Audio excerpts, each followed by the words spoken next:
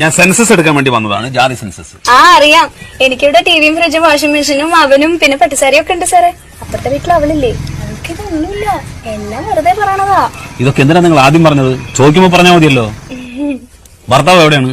അകത്താ സാറേ. ഭർത്താവ് അകത്തിരിക്കുകയാണോ? പുറത്തേക്ക് വിളിക്ക്. അയ്യോ ആകത്തല്ല, ജയിലില്ല.